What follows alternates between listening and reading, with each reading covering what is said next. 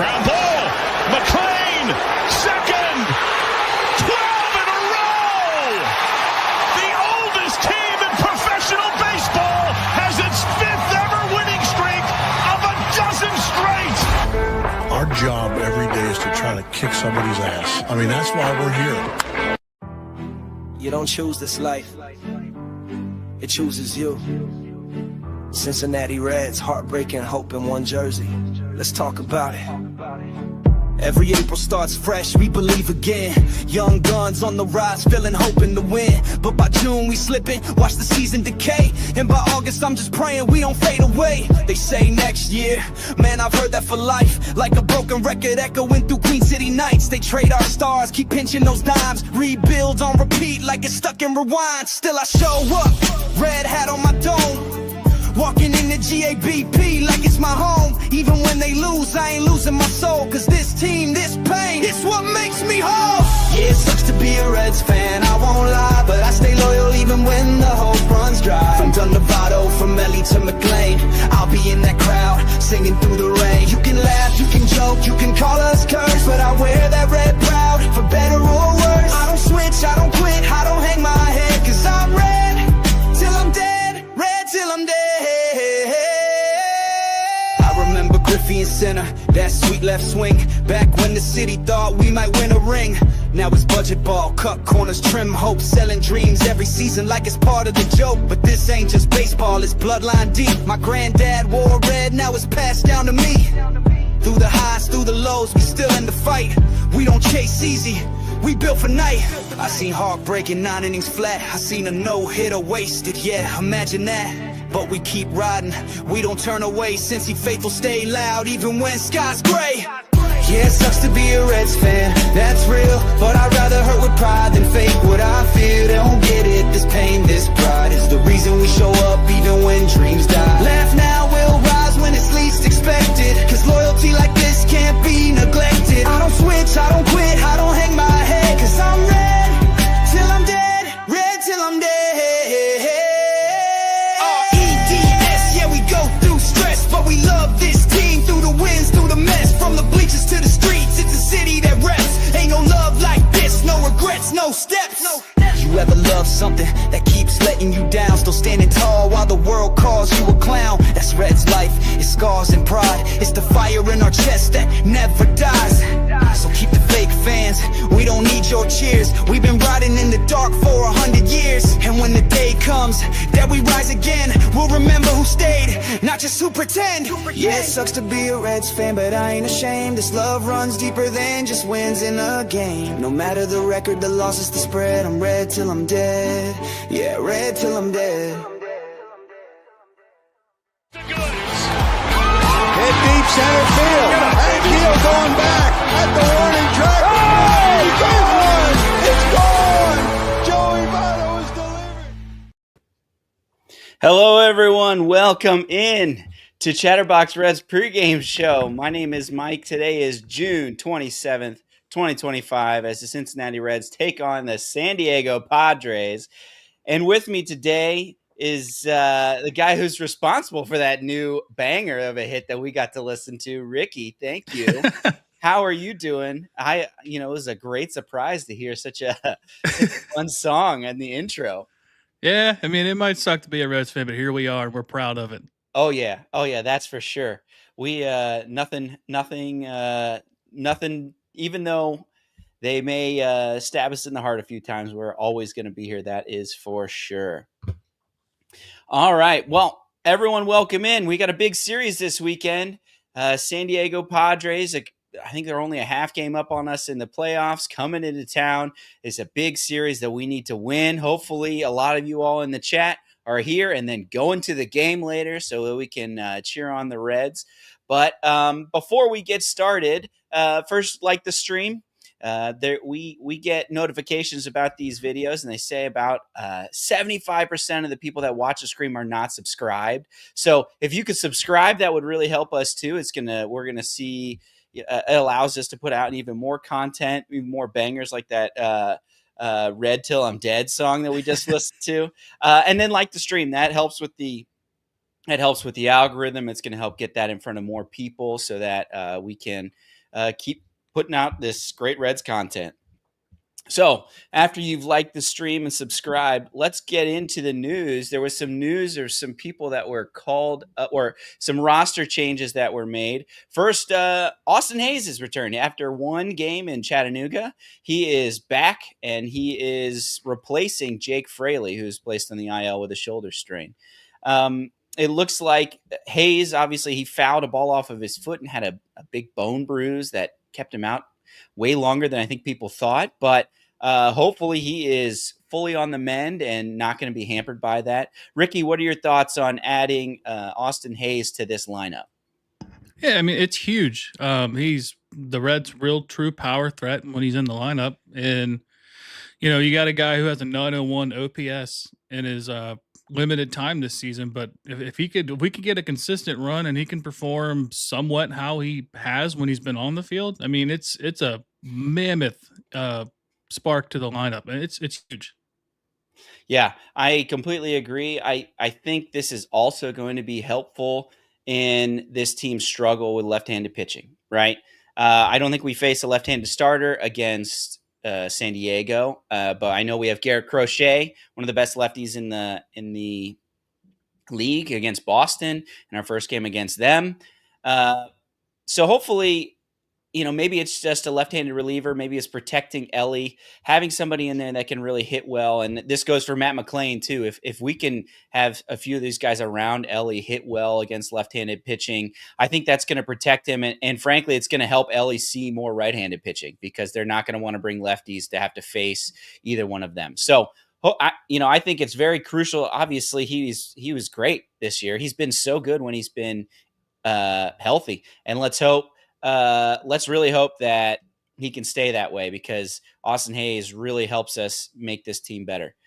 I want to spend a little time talking about Jake Fraley too. It looks like after maybe Charlie Goldsmith posted a little bit more depth on this issue, it seems like he dove for a ball and he sprained his shoulder and he's going for second opinion because he was diagnosed with a slightly torn labrum, which, man, that sucks because to get surgery on that, that's basically the Matt McLain injury. That's a year. You're gone for the rest of the year. And man, I feel so bad for this dude especially because it was on putting his body on the line for the team. We've seen such a ton of great defense from Jake Fraley this year. And man, it would really suck if that means he's out for the rest of the year because of him, trying and putting his body on the line defensively. Yeah, I mean, he's had some great defensive moments this year. The diving catch in Cleveland to save that Andrew game, Abbott's complete game shutout. He had another couple good plays, and he's been kind of producing with the bat over his last 15 games. He's batting .289 and slugging .395. He does have one home run, but he hasn't really been playing every day. It's sad because I guess we could talk about it as contract situation. He's got arbitration coming up, and I think this is his final year of arbitration. So 30 next years year. old. Yeah, next year's his last year. 30 years old. I don't see. What do you think they do with him? Yeah, so next year will be his final year of arbitration. He's getting paid $3.1 million this year, and I think by rule he must get at least more than that. I saw projections of $4 to $5 million maybe for, that's kind of the going rate for somebody like Jake Fraley. I don't know if the Reds are going to be willing to pay that. He may not even be ready for spring training. And if he does, man, that power it's already minimal at best. I could imagine. I mean, that's as we've seen with Matt McLain. That's kind of the last thing to come back. And seeing, so if he's out with this surgery, I could see the Reds cutting bait and just cutting him, which would be really sad. I know Jake Fraley has led to some serious consternation, especially here on Chatterbox Reds, but that dude's a good dude. And what he had to deal with last year with his daughter and a cancer diagnosis and things like that. He is a great dude to have in the clubhouse. And if this is the last time that we've seen Jake Fraley, man, I would feel really bad about that. I know we're here to talk X's and O's about the stats of baseball, but just like in general, I kind of, I would miss that dude. These guys are more than just their stats. These are human beings. And I think that he's a great human being. And I'd be really sad to see him not in the Reds uniform next year. Yeah, we went to a game last year. I think it was kids opening day, and we had a run-in with his wife in the elevator, and they're just, I think the whole family's just good people, and it's sad because, he had his moments. He hasn't really been the player that we thought he'd be over the last couple seasons, but 2023, he had that foot injury, and, he did everything he could to come back, and he was DHing towards the end of the season, just trying to fight to get this team to the playoffs. And I know, like you said, they are human beings, and it's sad. Yeah, I hope it's not the last. I hope he's able to, rehab it and come back and produce for this Reds team, because, but we'll see how this news is. It's kind of how I feel about Wade Miley too. It probably doesn't look good, but I don't imagine the prognosis doesn't look good. These are good dudes that I've enjoyed having on the Reds, but I don't know where that necessarily lands. Let's talk about the other big news that we kind of came across the wire related to our best player, Elly De La Cruz. Not only has he declined participating in the MLB Home Run Derby, but he was not selected as one of the finalists. And frankly, it wasn't that close if you look at the actual vote totals. He wasn't selected as one of the finalists for starters for the NL All-Star team. So, Ricky, do you want to talk a little bit about how disappointed you are, how silly a fan vote is, all the above? What do you want to start with Elly De La Cruz? Yeah, I mean, I'm glad that he's not doing it, just on the fact that he's actually kind of putting a legit power season together this season. And when Todd Frazier did it, he just kind of lost the power ever since. It was good to see him win the Home Run Derby in Great American Ballpark, but his numbers after that just weren't great, and he just never was the same player actually ever again, sadly enough. But I don't think that we'd have the same problem with Elly with that, because he's so young. But I mean, typically when players do the Home Run Derby, they exhaust themselves swinging like crazy, and it's hard on them, and they might do something with their swing that they normally wouldn't do. And as far as fan voting goes, it's kind of weird because Elly's kind of up there in jersey sales, so it's almost like people just didn't vote, not on the people voted in general. But yeah, he's been the best shortstop offensively in the National League, and he's absolutely deserving of a starting spot. Yeah, I think I saw Talking Baseball was talking about this a little bit, and they said that Elly De La Cruz has the second highest slugging percentage since May, second highest only to Cal Raleigh, the guy that's got like 33 home runs or something like that. So he's clearly deserving, and I think he's going to get in. I think he will be brought in by the managers or whoever fills in the reserves. But come on now, even recently the numbers have been kind of almost separating him from Mookie Betts and Francisco Lindor. And it kind of sucks whenever you have these fan votes. It's just like hugely weighted towards these bigger markets. I think you're right. A lot of people do like Elly De La Cruz, and he probably got a lot of votes from not New York and Los Angeles, but like the two biggest markets are New York and Los Angeles. Yeah. So, I mean, if you look across the board, it's a bunch of Dodgers, Yankees, Mets, even some like Phillies and things like that. So it's just like, are a lot of those players on those teams worthy? Yes. Aaron Judge, worthy to be in the All-Star game. Shohei Ohtani, worthy to be in the All-Star game. I'm not trying to argue that. I just think that these fan votes just don't, in my opinion, don't give you as good of a representation of how, what's actually going on in the true ball knowers of baseball around the country. Yeah, now, that's like in the NBA in like 2014. All of the Golden State Warriors players got selected as starters, like Zaza Pachulia. It's like that guy was a bum, and he was an all-star starter because he got fan voted in. They actually changed the voting process for them because of that year. Yeah. I wonder if they make changes. I don't know. Major League, I know Cincinnati fans are all up in arms because he's deserving, but I don't think the MLB is not, it's one of those things where they're going to be just fine if Lindor and Mookie Betts are their starting shortstop. And then they're probably like, well, Ellie's going to make it anyway. So it's just like, they're just thinking about viewership and things like that. And I got to remember, this is just a exhibition. This doesn't actually matter. But yeah, it is disappointing to see how something like this is happening. Now, I think it's more of a snub that TJ Friedl didn't even get in the top 20, which is ridiculous. But when it comes to the home run derby, I think I maybe agree with you.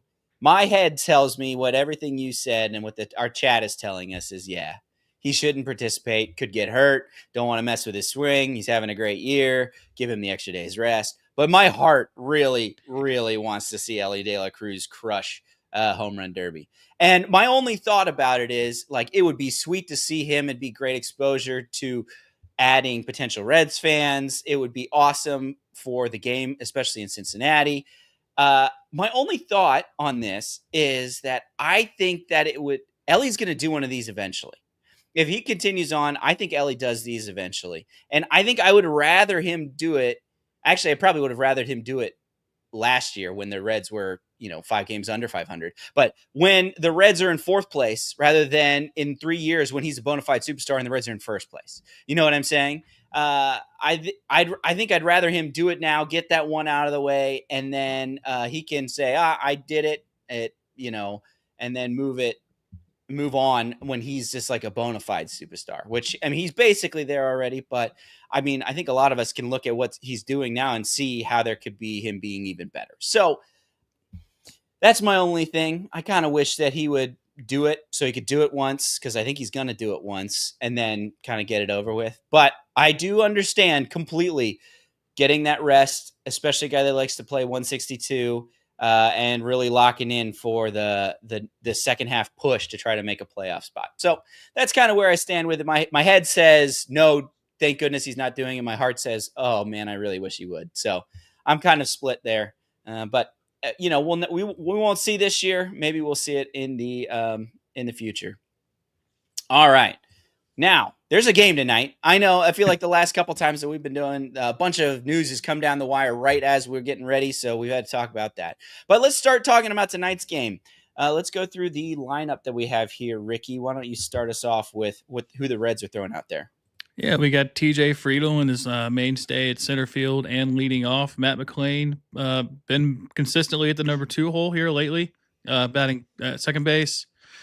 Elly De La Cruz batting third, shortstop. Austin Hayes back in the lineup at DH.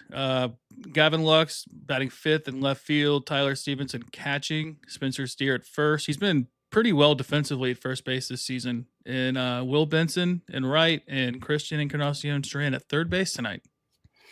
Yeah, interesting. I think Chatterbox put out a thing where it says, hey, is this the best lineup that we've seen so far this year?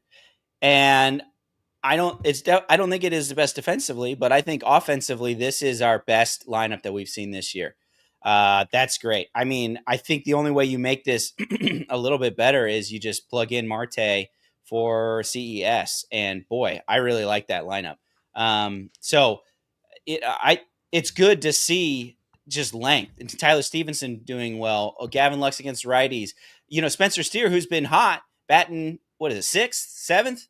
Yeah, 7th. And that is the type of thing that can lengthen out a lineup, can really turn it over, get pitchers out of the game sooner, get into their bullpen. These are all things that really, really help. The good teams have a deep lineup. And so I think it's just really nice to see that coming through. And, I expect some good things, especially with Dylan Cease on the mound. We got Nick Martinez starting for us tonight. He's back. His last start didn't go very well. His last start, he only went 2 2/3 innings, 7 hits, 7 earned runs, and 4 strikeouts against the Twins. Not good. But since then, on his throw days, he is had 2 perfect relief appearances, one with the Yankees and one against the Yankees and one against who do we St. play? Louis. St. Louis. And so, I mean, I don't think enough can be said about being willing to do that on your throw day. He didn't get as many pitches, so he knew he was going to be available. And then he pitched again because they pushed him back so that he could start against his old team. What are your thoughts on Nick Martinez and what he's been able to do? Yeah, he's been, just an overall team player. I mean, that's what you want. But there's been, discussions about his contract and being overpaid or whatever. But if he's going to come out there and start every 5th day and then throw a couple innings, throughout the week during his off days, I mean, that pays for itself. And to have the relief outings that he's had, I mean, you can't ask for much more than that. And, starting the last couple games, he did go, he went 2 2.2 against Minnesota, but the start before that, he kind of struggled a little bit. 5 innings, 8 hits, 4 runs. But he's been pretty decent starting this season. He's had a couple rough patches, but I'm interested. With him pitching in his off days, do you think that they might have him throw a shorter outing, like maybe throw 3-4 innings and then maybe go to the bullpen a little earlier? So I don't think so. I think that what these pitchers do in between their starts is they pitch these bullpen sessions, and I think that we see this in the playoffs too when it is when they go on, and they'll have they're on they call it their throw day. They just do it in the majors rather than in the bullpen. And I don't think so. I think because I'm trying to look up how many pitches he had. I don't think it was very many.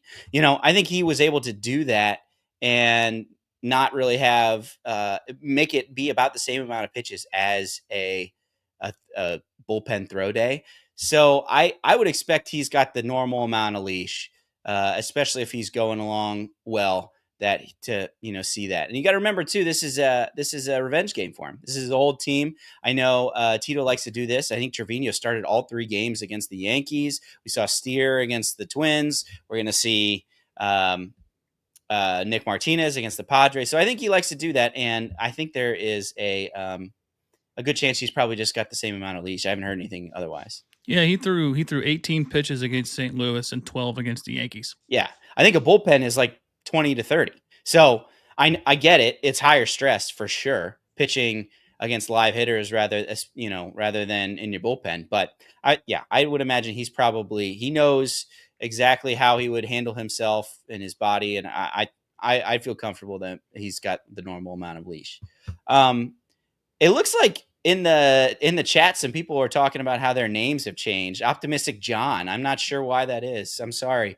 I'm seeing some questions about why. Just know, John, I know who you are. John Silvani, 1918. I know that's Optimistic John. So you can keep chatting away and I'll know who you are. I don't know what changed. That'll be. Sounds like a YouTube issue. Yeah, maybe a YouTube issue. But anyway, let's talk about the lineup that that Nick Martinez is going to face against San Diego. We have Luis Arias, the super contact guy, batting first, playing first. Manny Machado playing third. Jackson Merrill, runner-up Rookie of the Year to Paul Skeens, playing center, batting third. Fernando Tatis Jr., former shortstop, playing right field and batting fourth. Gavin Sheets, batting fifth, playing left. Xander Bogaerts, in the middle of his 11-year contract, playing short. Jake Cronenworth playing second. Trenton Brooks recently called up, DHing, and then catching traveler Martin Maldonado, batting ninth and catching. What are your thoughts on this specific lineup here? Have they, I don't know, do any of them have any numbers against Nick Martinez, Ricky? Yeah, it's a lot of power. Mostly doubles, but active Padres are batting 343 and slugging 557. Most notably would be Manny Machado is 4 for 11, but those 4 hits are all doubles. Tatis is 2 for 5. Luis Arias, funny enough, being a contact guy, is 2 for 4 with the home run against him. So other than that, he's not in the lineup today, but Elias Diaz is 3 for 7 with the home run against him, and Jackson Merrill's 0 for 5, but he also only faced him, I think, the one time. So yeah, there's a lot of lot of slug against Martinez with this Padres lineup. Yeah, that is interesting. It looks like Jacob Doyle saying that in the past 30 days, Tatis is only batting 223 with two home runs. So that's good. Hopefully, we're catching him at the right time. Yeah, but in his last 15, he's batting 264 with 2 home runs, 10 walks, and 9 strikeouts. So it looks like he was struggling, and then he's starting to come out of it. Let's hope that we can stay struggling on it. Grant Brobeck, Paul Skeens in center. I said that Jackson Merrill, who got runner-up to Paul Skeens in the Rookie of the Year voting, was in center. So that's the distinction that you're probably looking for. Yeah, I think the thought with San Diego is kind of they have their stars, but then they kind of fall off. They're just going to be carried on whether their stars produce. Whether it's Machado, Merrill, Tatis. And then pitching wise, Dylan Cease and I think Michael King and Yu Darvish. Yu Darvish and Michael King are hurt, but it's just like they have some very good players that they're paying a lot of money, and then their other group they basically don't contribute nearly as much. So I think that will be a key for Martinez is just having Manny Machado, Jackson Merrill, and Fernando Tatis not crush you here. Because I think we will getting their best pitcher, Dylan Cease, who has just been pretty inconsistent. Right-handed pitcher, Dylan Cease. In his last start, he went 6 2/3, 3 hits, 1 run, 3 walks, and 4 strikeouts. But before that, I think he got smoked by the Dodgers in Dodger Stadium. So it's one of those things where he is he's kind of up and down. And let's hope that we get him on a down night because I'm not sure if he's faced the Reds since like 2021. So I'm not sure if any active Reds have much off of him. Maybe Gavin Lux because he used to play for the Dodgers. Yeah, I mean, Cease is a really good pitcher. In 2024, he threw the second no-hitter in Padres history. And then he had another no-hitter in 2022 when he pitched for the White Sox. Then they got broken up with 2 outs in the 9th. So I mean, he's good at getting guys out, but like you said, he is on. Yeah, when he's on, he's one of the better pitchers in the game, but he's very inconsistent. He has 6 pitches. He's got a slider he throws 47% of the time. He's got a 4-seam fastball that averages around 97.1 miles per hour. He's got a knuckle curve, a sinker, a changeup, and a sweeper. So a lot of movement on his pitches, but also a lot of chances to miss the strike zone. So if you're got a good eye on the plate, there's a good chance we could draw some walks. And active Reds against Cease are 5 for 14. Lux is 4 for 7 with the double. Trevino's 1 for 3, and Espinal's 0 for 4. Yeah, and I think that I think he throws like the curveball, sinker, sweeper, all those like very, very small amount of the time. Yeah. I think he's mostly slider, fastball, and those are very good pitches. Slider is an excellent pitch. So we'll see if the thing is he kind of if he doesn't have it, I just think that the Reds needed to be able to jump on that because historically the Reds since 2021 are 6-19 against the Padres since 2021. I think they went 2-4 last year in 2024. Lost 2 out of 3 in both of those series. So I mean, we mentioned this earlier, but this is a huge series for ramifications for the playoff standings, ramifications for playoff tiebreak. If we tie them, I think the first tiebreak is, what your head-to-head was. So if we can win the season series versus San Diego, that would be huge. Just all kinds of implications on. I don't think it's over-exaggeration to say implications on what's going to happen the rest of this year, right? If the Reds go out and get swept here, they'll be back down to 500, probably 3, 4, 5, maybe even games out of the playoff. Like that starts drifting into territory where they maybe even think about selling. But if they can, win this series or maybe even sweep the Padres, then we're like right in the mix and we are ready to go. So I think this series, I don't think it's hyperbole to call it the biggest series of the season so far. Yeah, I mean, if you would have thought, back in, end of April to say we would be a game behind San Diego for the wild card. We're still like I think we're a couple games out from the actual wild card, but To say we were in playoff contention of 4 games over 500, would you have thought that we'd be there back in the end of April? No. And so let's hope that we can carry that on into this back half. I think that's one thing that I live in Columbus. I have friends that were Guardians fans, and I was talking to them about Tito, and they said one thing about it is his team seemed to finish strong, which was the opposite of what we got out of David Bell, right? So, yeah. Man, if this team can continue to finish strong and some teams like the Cardinals or the Padres kind of start to fall out of it, that's a great sign. So let's talk about the bullpen. We've gone nice and long here, so we'll keep moving along. Both teams had the day off, so I think everybody would be available. Santillan and Pregame have had 2 days off. One thing to note is their closer, Robert Suarez, will be serving the last game of his 2-game suspension tonight. So he is not available, which is definitely a big bonus. That dude's nasty. He's very good.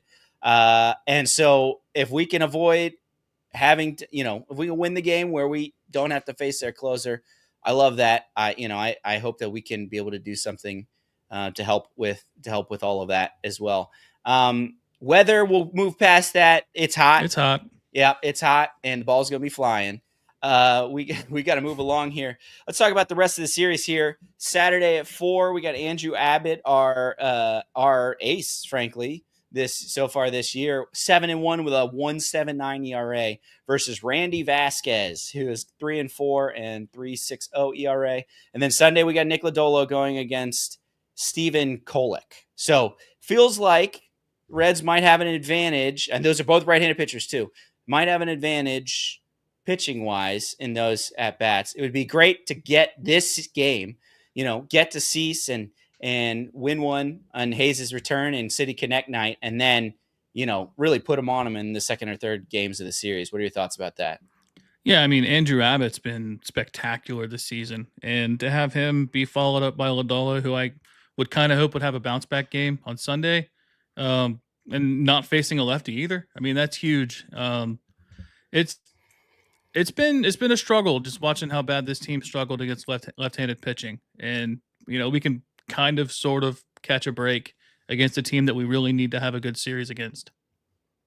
Yeah, completely agree. And I really hope they also clean it up a little defensively. I think they had a couple different spots, Elly included, but Friedel, and I think he maybe misplayed a couple balls. He had the ball fall out of his glove, and then also the ball that bounced all the way to the wall that I don't think he should have dove for. I think there's just been we've gotten a little sloppy defensively, and I would really like them to just kind of tighten that up. You just make the plays that you're supposed to make, and let's get back to playing fundamental baseball. So I just figured I'd throw that one in there. CES at third doesn't make me feel great about that. Let's just hope that they, don't hit it to there too much, because I think Espinal is much better defensively, but him against right-handed pitching is not something that I want, so I understand why he's out of the lineup. But let's get to our what to watch for. Ricky, what do you have in your what to watch for tonight, and how what you're looking for throughout this game? So I have 2 things. Okay. One is going to make you feel pretty good. Okay. You were talking about hopefully we don't get swept, and hopefully we don't. But the Reds have won their last 9 home games against NL West opponents that hold a winning record. Wow. So last 9. That's last good. 9. So that's something to look out for. And then for our what should be all-star, Elly De La Cruz has scored at least 1 run in 10 of the last 11 games against teams that have a winning record as well. Yeah, that's true, man. I think an underrated part of it is that he's getting on, but he's also getting around and scoring runs. So I obviously can't win without scoring runs. So I've just appreciated that aspect of what Ellie's been able to bring. My what to watch for is actually about Dylan Cease. So Dylan Cease is a very different pitcher at home versus away. You can look at these home stats. He's got a 2.76 ERA, 14 earned runs, 5 home runs with 57 strikeouts. However, on the road, he is 0-4 with almost 4 points higher of ERA, 6.62 ERA, 41 hits, 29 earned runs, 3 home runs, and only 52 strikeouts. So I think this bodes well. we talk about inconsistency. That looks like your inconsistency right here. It's like not pitching in that huge ballpark in San Diego. He's got to come a warm summer night in Great American Small Park. Let's pop a few homers on him tonight. That's kind of how I feel about this. If we can get away Dylan Cease, I feel a lot better about what we're going to be able to do tonight. And that is going to bring us to our crystal ball portion of the show. Ricky, what is your prediction for tonight's game? And everyone else, please put your prediction in the chat. We'll highlight a few of the ones that we see in there as well. Yeah, I think we're going to get a good start out of Nick Martinez. He's going to have a bounce back. I think those relief appearances might actually kind of get his head right, and he'll be a little bit more confident. I think we're going to get 6 innings out of him. He's going to go 6. He's going to have, I'm going to say 7 strikeouts, 2 walks, and we're going to win this game 5-2. 5-2. I like that. It looks like TC Thompson's got it in here. Oh, yep. 3-1 Reds. He clarifies. That's good. A pitching duel. That'd be interesting to see. We haven't seen too many of those when Andrew Abbott's not pitching.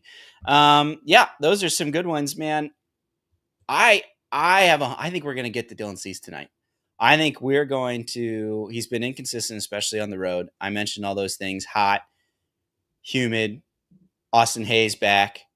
I think that he's going to give up some runs here. We got Reds 6, Padres 2. Optimistic John, I like that. Living up to your name. And here's the kicker.